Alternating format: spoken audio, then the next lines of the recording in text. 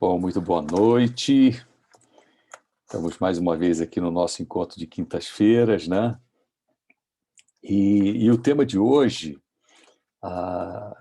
é a busca, na verdade, de... foi até um pedido, né, na semana passada, a Vânia que fez esse pedido, que a gente pudesse trocar algumas ideias, falar um pouco sobre o que seria um princípio universal, um elemento universal, um norteamento universal, que pudesse nos ajudar a encontrar o rumo, o norte, né? Enquanto humanidade, enquanto sociedade, enquanto mundo. Né? Qual é esse princípio universal que seria capaz de fazer com que as coisas, as relações pudessem mudar no planeta? Né? Ah, é, e a gente está vivendo um mundo com um padrão muito enraizado de conflitos. Né? Esse padrão enraizado de conflitos, né, a, nos leva, então, naturalmente a dizer, bom, nós precisamos de um mundo onde o padrão que prevaleça seja a harmonia e a cooperação. Né? E a gente tem exemplos muito próximos de nós, seja na natureza ou o próprio corpo humano, de que é a unidade, a união, o princípio da unidade, que é esse princípio que é capaz de nos dar a, essa fortaleza, essa certeza de que nós somos capazes de transformar conflito em harmonia e cooperação. Olhem, por exemplo, o corpo humano. Né? O corpo humano é um exemplo de um sistema totalmente diverso. Né? Órgãos totalmente diversos, diferentes uns dos outros. Sistemas totalmente diferentes uns dos outros. Né? Sistema nervoso, sistema respiratório, sistema digestivo. Cada sistema tem uma peculiaridade, uma característica, uma qualidade. Mas tudo isso vive em perfeita unidade. Notem, a gente sempre tem, às vezes, receio de sublinhar a importância da palavra unidade, do conceito da unidade, porque a gente teme que, se houver unidade, vai haver uniformidade, se houver uniformidade, tem homogeneidade, e daí, então, é tudo igual. Isso não vai ter graça nenhuma. Né? Mas não é disso que nós estamos falando. Né?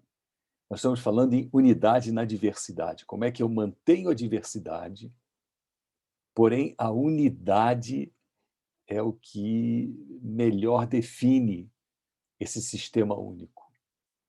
Então, se o corpo humano ele é capaz de ser um exemplo muito claro de como funciona a unidade, onde vários subsistemas funcionam em perfeita harmonia, em que a cooperação é a palavra-chave entre todos. Vejam, no corpo humano não há disputas. Não há disputas e não há também, digamos, uma busca de supremacia hierárquica. Né? Porque se o cérebro dissesse que ele é o órgão mais importante, portanto, ele precisa de muito mais atenção do resto do corpo e menos atenção para certas partes, como dedos, por exemplo, ou o dedão do pé, né? Eu vou ver que esse corpo não é capaz de ter sustentabilidade, né? Porque está faltando harmonia, está faltando cooperação e está faltando a importância de cada parte como constituinte desse todo. Então, o corpo humano funciona dentro dessa complexidade, né? Mas em perfeito ajuste. Agora, por que a sociedade humana não pode viver assim? Por que a sociedade humana vive de forma diferente? Onde tem a disputa, o conflito, o confronto, a competição, como se uma parte vencer traz o bem-estar para essa parte, o que é totalmente ilusório. Porque quando uma parte vence no corpo humano e as outras partes são relegadas a um segundo plano, eu estou tendo a destruição do corpo.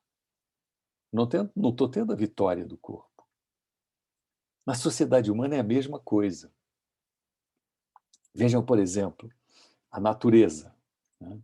Na natureza, de novo, são vários subsistemas que coexistem em perfeita harmonia. onde um é capaz de cooperar com o outro, a cooperação dos sistemas, dos subsistemas do sistema mundo natural, mundo da natureza, né? Do ecossistema como um todo, do meio ambiente. Né? Vejam como a gente está brigando agora no planeta sobre a questão climática, né? Sobre a questão da mudança da temperatura na Terra, mudança da temperatura nos mares, a ameaça de países deixarem de existir porque vão ser submersos pelo mar, né? Que vai invadir tudo porque o nível do mar está subindo. Agora, porque nós estamos destruindo o equilíbrio que sempre existiu durante milhões e milhões de anos. Enquanto o ser humano não veio com essa atitude dele de conflito, confronto e busca da vantagem de um grupo sobre o outro, eu não tinha esses problemas. Então, esses problemas estão surgindo no cerne do ser humano. É o cerne do ser humano que está destruindo o equilíbrio das coisas por uma concepção equivocada de que é através do conflito e do confronto, é através do uso da força, né, que eu sou capaz de vencer e que é necessário haverem vencedores e vencidos.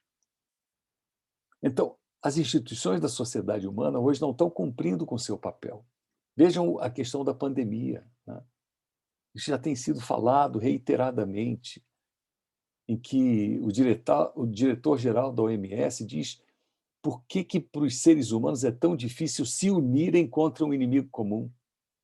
Está se falando de inimigo comum, não é inimigo de uma parte, não. O coronavírus é inimigo comum da humanidade como um todo, mas os seres humanos não conseguem se unir. Nós estamos vendo agora o desafio cruel que está passando a Índia, né? Com um aumento assim alucinado no número de pessoas contaminadas. Por que alguns países o número de pessoas contaminadas aumenta vertiginosamente? Porque as autoridades não conseguem definir procedimentos comuns. Outros países conseguem. Por que alguns estão mais avançados numa autoconsciência, autopercepção e outros não? Porque está faltando exatamente isso, que é a unidade. O mundo está se vendo como um somatório de partes. Nós não somos um somatório de partes. O corpo humano, volta a dizer, não é um somatório de partes. Ele é um conjunto de subsistemas que se unem num sistema único, mas sob absoluta harmonia e cooperação. E essa harmonia e cooperação existe no corpo humano porque existe um princípio chamado reciprocidade. As interações são recíprocas. Na sociedade humana, nós estamos carecendo de reciprocidade. Porque parece que ser recíproco é perder alguma coisa. Então, eu não estou sendo recíproco, por exemplo, na questão da segurança do planeta Terra. Falta reciprocidade na questão das mudanças climáticas. Falta reciprocidade no combate ao coronavírus. Falta reciprocidade no combate à pobreza.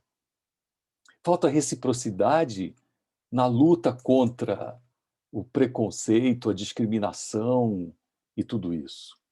Então, nós estamos vendo um planeta em convulsão porque nós não estamos conseguindo sentar à mesa, a humanidade como um todo, e dizer muito bem, qual é o princípio essencial que eu preciso seguir? Qual é a fórmula mágica? Né? Qual é a energia essencial que eu preciso ter em mãos para que eu sane essas questões todas? E eu volto a dizer, esse princípio é a unidade. Um princípio aparentemente muito simples, né? Mas que foi anunciado no século XIX, né, pelo fundador da fé Bahá'í, Bahá'u'lláh, em que ele dizia que a única solução que a humanidade tem para sanar todos os seus problemas é unir-se em torno do eixo central desse princípio. Esse princípio que ele diz o seguinte, de que nós constituímos uma única família humana, que nós constituímos uma única raça, seres desse planeta, que nós constituímos uma única humanidade. Princípios esses que, por exemplo, na Carta das Nações Unidas, né, em 1945, você já tem isso anunciado, a ideia de uma família humana. A ideia da família humana ganha mais ênfase na Declaração Universal dos Direitos Humanos em 48, 1948, né, onde se configura essa ideia de que ninguém pode ser discriminado. Mas isso, por enquanto, está no papel. A gente não está conseguindo colocar isso. É como se o papel fosse um, um adereço, né? Ele fica lá, porque o mundo real é diferente, né? A gente sempre tem essa mania, né? Isso é na teoria, na prática a coisa é outra. O que nós estamos sofrendo hoje é a falta da prática da unidade, uma unidade que foi anunciada já a sua necessidade há quase 2 séculos. E por que só agora? Porque é agora que a humanidade se viu como uma única. Se eu fosse enunciar a necessidade do princípio da unicidade, da unidade da humanidade no século XIII, XIV, onde nós nem conhecíamos o planeta como um todo, era absolutamente inócuo, desnecessário, impróprio, né? Foi só a partir de 1500, com as conquistas que aconteceram das Américas e a vinda desastrosa dos europeus para cá, exterminando os indígenas e tudo isso, e também a tomada da Australásia e tal, com os aborígenes. Mas é no meio dessa confusão que o mundo começa a se ver como o único país, né? No fundo, nós somos o único país. Um grãozinho tão insignificativo em meio à poeira cósmica que compõe os bilhões e bilhões de planetas que existem somente na Via Láctea. Eu tenho estudado um pouco isso mais e fico encantado com isso. Vocês têm ideia? Existem 400 bilhões de planetas na Via Láctea, a nossa galáxia, que podem ter vida igual à da Terra, desse planeta que nós vivemos. Há 400 bilhões de outras sociedades que estão vivendo o que nós estamos vivendo aqui. Vida. Só que talvez, certamente, muitos já solucionaram questões que nós estamos aqui ainda engatinhando, outros ainda nem chegaram a constituir uma vida como conhecemos aqui na Terra. Mas é que o que eu quero mostrar é que nós somos tão insignificantes, nós somos 1 em 400 bilhões. Temos que conseguir resolver esse problema. Agora, para resolver o problema de uma humanidade dividida, de uma humanidade conflituosa, como estamos vivendo hoje, né, ano de 2021, nós estamos em situações extremamente perigosas e difíceis de conflitos, né? Então, e o maior conflito que nós estamos tendo é o conflito com um pequeno vírus que não conseguimos demovê-lo da sua saga de querer nos eliminar, né? Precisamos dessa unidade. Muito bem. Agora, para que eu tenha unidade, né, eu preciso aprender, desculpem, a deixar de lado aquilo que é proveitoso para mim, eu somente. Eu tenho que abrir mão do eu. Não é possível haver unidade se uma célula daquilo que nós queremos unir, ela se sinta mais importante ou maior ou mais merecedora de qualquer coisa. E o problema é que nós estamos vivendo hoje uma sociedade humana numa busca hedonista, né? Uma busca de prazer, onde todo mundo quer satisfazer o seu prazer. Ninguém quer abrir mão do seu prazer. Então, a primeira coisa que nós temos que fazer é dizer, olha, se é para encontrar o bem do todo, o individualismo não tem lugar aqui.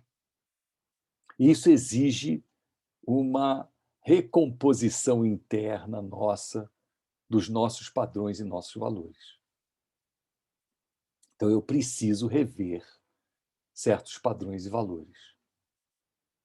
Porque essa ideologia consumista é uma ideologia mesmo, de que você tem que consumir, de que você merece o melhor, de que você não tem que se satisfazer com pouco, né?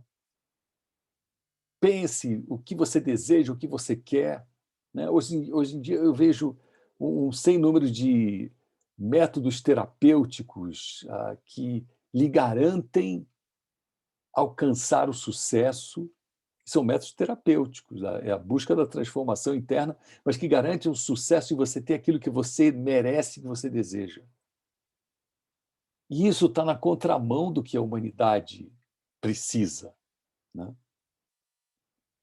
Nós somos seres humanos entregues à própria sorte de um mercado agora, porque tudo vem para satisfazer os seus desejos, tudo vem para você alcançar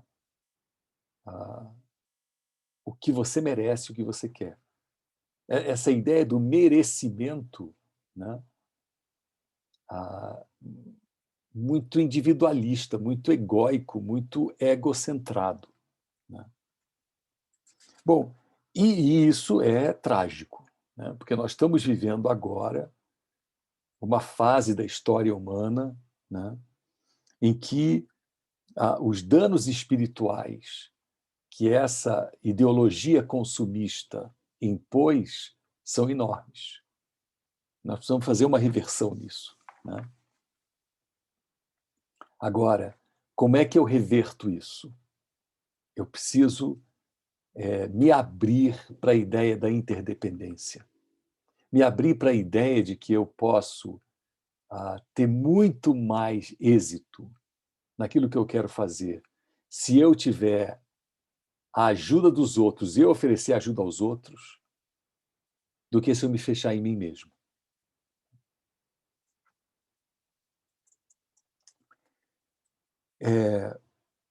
Para isso, eu preciso me colocar numa dimensão de esclarecimento, eu preciso clarear a minha mente, né? Nosso coração é como se fosse um espelho.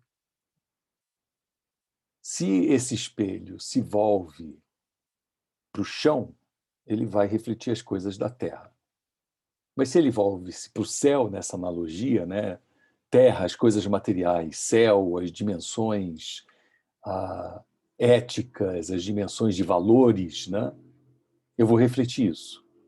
Enquanto o espelho do nosso coração estiver envolvido para as coisas materiais, ele só vai refletir o que é a matéria.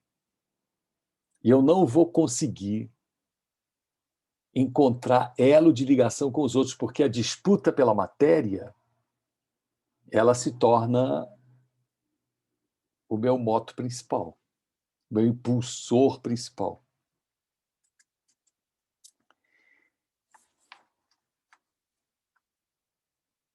Agora, quando eu entendo que nós compomos um sistema que pode ser baseado em cooperação, que vai ser muito mais efetivo e eficaz, que pode ser baseado na reciprocidade, que vai ser muito mais efetivo e eficaz, né? Isso me leva também a uma reorganização de tudo aquilo que é que são, desculpe, as instituições da sociedade humana. Eu preciso começar a pensar nesse princípio da unidade da humanidade já desde criança, para que tudo isso possa ser reformulado. Agora, não basta só ensinar, tem que se vivenciar, né?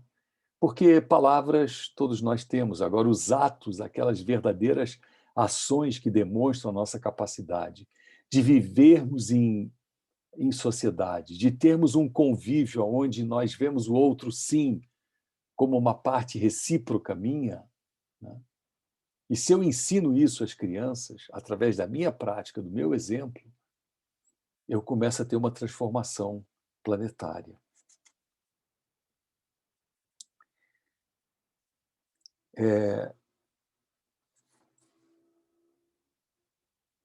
Em termos da sociedade, então, eu só vou conseguir ter a as instituições sociais, né, estabelecendo o princípio da unidade como elemento central delas, se houver justiça. Isso parece muito claro, né? Se não houver a verdadeira justiça, não há como eu dizer que a sociedade humana trata todos como iguais. É a justiça que faz com que todos sejam iguais. E a justiça que faz com que cada um seja atendido de acordo com a sua necessidade. Porque há uns que têm mais necessidade do que outros. E a justiça diz: aqueles que têm mais necessidade precisam ser mais rapidamente atendidos. Então, eu só vou conseguir eliminar a questão dos extremos de riqueza e pobreza quando houver um sistema aonde, baseado na reciprocidade, baseado na harmonia, baseado na cooperação e baseado num senso de justiça, onde, para aqueles que têm menos, eu possa oferecer mais, seja através de políticas públicas, seja através de outros sistemas, eu não estou falando aqui tira dinheiro, dá dinheiro, mas também sistemas de compensação, né, de renda, mas eu preciso transformar primeiro o coração humano, senão, de novo, eu levo esses sistemas de políticas públicas à crítica. Não fazem porque são preguiçosos, não querem trabalhar. Eu trabalhei. Isso é a típica expressão da falta da empatia, da falta do entendimento de por que certas armadilhas, né, pegam as pessoas em ciclos viciosos de pobreza e que não deixam que elas escapem disso. Notem como tudo volta de novo a uma questão da postura individual, de como eu, como indivíduo, quero ver uma humanidade transformada.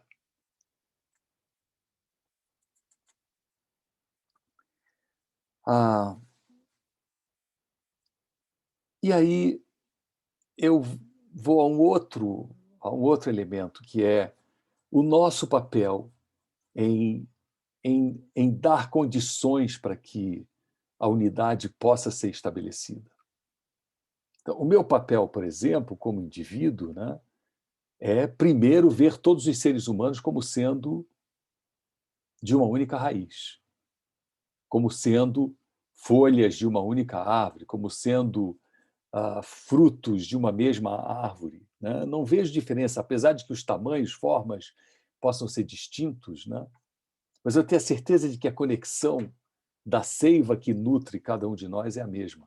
Isso é um princípio essencialmente espiritual. Eu não vou alcançar unidade planetária se eu não me colocar como dentro de uma perspectiva de que todos nós verdadeiramente somos iguais. E quando a gente tem essa perspectiva da igualdade, né, o que não elimina a diversidade, mas é a igualdade enquanto essência, se essa essência é igual, então eu consigo caminhar para o próximo passo, que é como é que eu faço que um sistema que hoje está extremamente desigual possa favorecer a possibilidade dessa união. E aí esse sistema que está desigual, né, ele pode ganhar uma, uma dimensão, né, muito mais forte, né, porque ele traz em si um sentimento. A questão é que os sistemas econômicos, políticos, os sistemas sociais, eles não podem ser simplesmente sistemas inertes onde a alma humana não esteja sendo considerada. Porque quando não é considerada, eu acabo tendo um sistema cruel, um sistema novamente, de conflito, competição, de confronto, né? De ver quem ganha. Nós temos que mudar essa equação para uma equação ganha-ganha. Então, voltando, né? Vivemos um período onde os riscos das ameaças à humanidade são muito grandes. E a pergunta é por que nós não estamos conseguindo vencer esses desafios?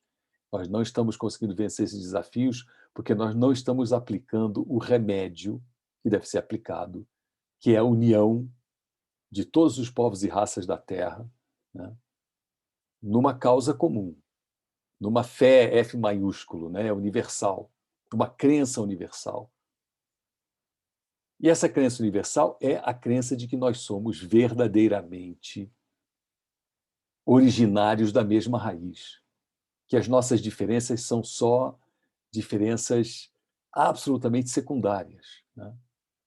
Porque nós estamos descobrindo isso agora, é muito novo nós nos vemos como parte de uma única família humana. A humanidade sempre se viu como alienígenas estabelecidos em continentes diferentes em contínuo conflito.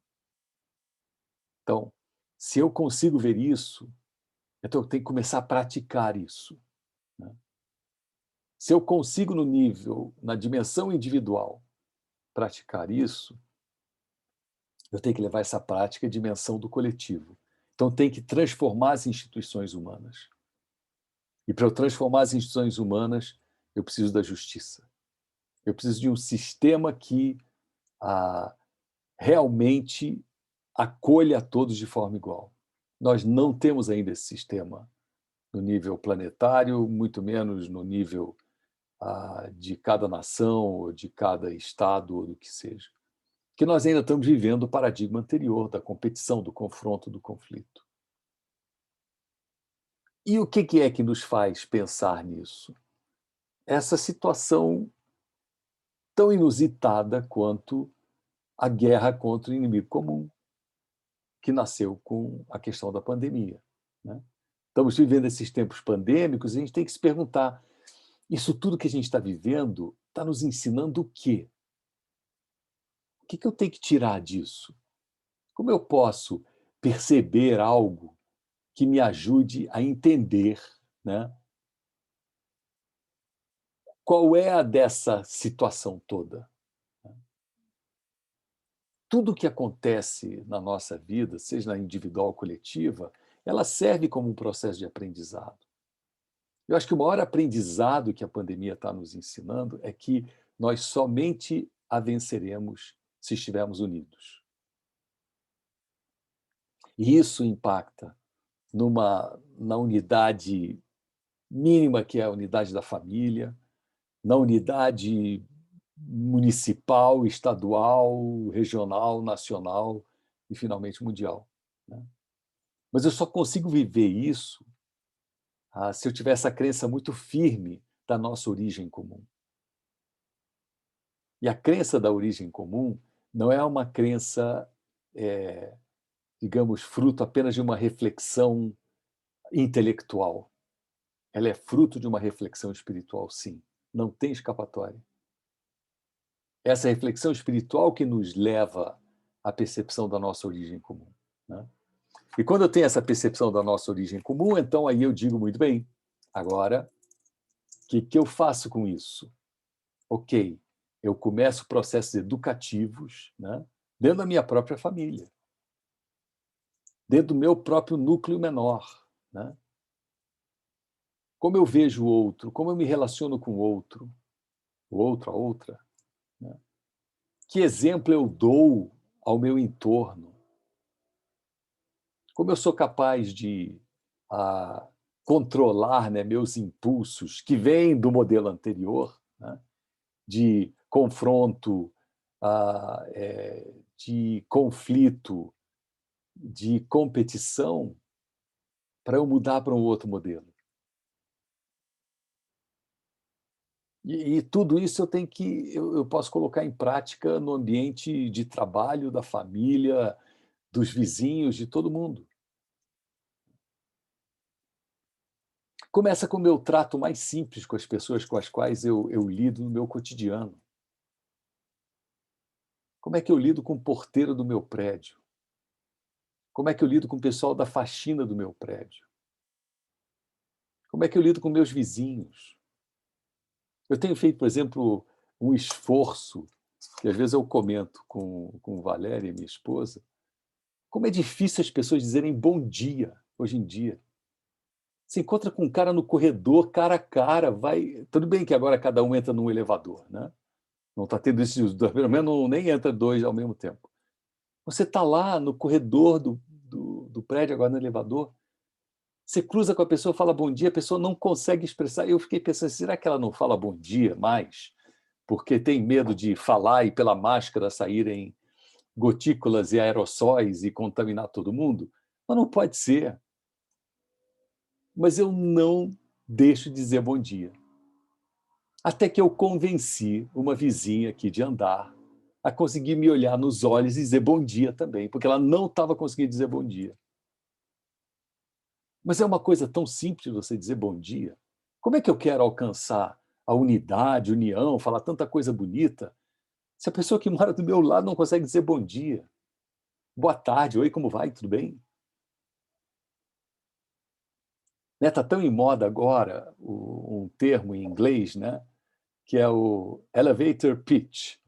É a conversa do elevador, como você, com uma startup, você está com um milionário dentro do elevador e você tem a duração do tempo que o elevador vai, do andar que você está até aonde você vai para o térreo, por exemplo, você quer vender para ele a ideia de que ele tem que investir US$ 1 milhão na tua startup. Então, esse é o tal do elevator pitch. Né? É como você dá a pontuação para arrancar o dinheiro do cara. Olha, parece que é mais fácil você arrancar US$ 1 milhão de um investidor em 30 segundos de elevador do que arrancar um bom dia do seu vizinho do seu lado. Tamanha essa situação que a gente está vivendo. Então, eu quero trazer as coisas bem para o lado prático. Sabe como é que eu vou no restaurante, no Comida Aquilo, hoje em dia, e pego a quentinha, né? Vou lá, pego a quentinha e levo para comer em casa. Não quero comer lá. Olha, como é que eu faço, por exemplo, uma coisa tão simples quanto perguntar o nome da moça que me atende todo santo dia e chamá-la pelo nome? Ela sabe quem eu sou, mas eu não sei quem ela é. Porque ela sabe que eu vou pagar com o celular por aproximação, ela sabe que é crédito, ela sabe que são duas quentinhas, ela sabe tudo sobre mim. Eu por trás da máscara. O quão difícil é eu perguntar para ela, e seu nome, como é que é? Oi, muito obrigado, fulana. Oi, fulana, como é que vai? Olha como as relações vão mudar. Então, o meu entorno eu preciso começar a mudar. Se eu mudo esse entorno, eu começo a acreditar que é possível sim eu me unir às pessoas. Não achar que o outro é ignorante. Isso é uma outra coisa que a nossa cultura individualista, materialista, de competição, faz com que a gente ache que todo mundo ao nosso redor é ignorante, só nós é que sabemos. Trate o outro como um igual. E veja como esse mundo pode ser diferente. Então, tem uma série de coisinhas pequenas que nós podemos fazer. Tá? Ah, aí eu digo, uma andorinha só faz verão sim, porque a gente estava falando, né, semana passada sobre essa questão do impacto quântico, né? O quanto um empurrão é capaz de levar alguém de um nível energético para outro nível energético. É a mudança do inverno para o verão, sem nem passar pela primavera. Você é capaz de fazer essas mudanças. Mas nós precisamos ter um plano. Eu termino aqui. Nosso plano tem que ser: que diferença eu vou fazer na vida de quem essa semana? Quem eu vou chamar para uma conversa significativa para que alguma coisa mude? Que ações eu posso tomar, mesmo na distância, no distanciamento social, em que eu possa me relacionar com outras pessoas? Tem que escrever um plano, tem que fazer um plano. Senão fica muito só na vontade, eu não consigo levar isso à concretude. Olha como a unidade é capaz de ser construída. Que necessidades eu detecto nas pessoas que estão à minha volta? Eu não estou falando em necessidade financeira, nem necessidade material. Pode ser também, tudo bem. Se quiser ajudar materialmente, perfeito. Mas o que falta no meu entorno, nas pessoas que estão no meu entorno? O que eu posso oferecer para elas? Há tanta coisa que a gente pode fazer para sair desse mundo enclausurado, de cada um no seu quadradinho, né, e a gente começar a interagir mais. Daí a unidade é capaz de ser estabelecida. Daí, talvez, na próxima pandemia, o próximo vírus, sei lá qual vai ser a denominação dele, ou que será a desgraceira que pode nos acontecer, e que está todo mundo dizendo que sim, né? Todos os epidemiologistas estão dizendo, vem alguma outra coisa aí de novo. Porque essas coisas estão acontecendo uma atrás da outra. E vão tomando uma dimensão cada vez maior.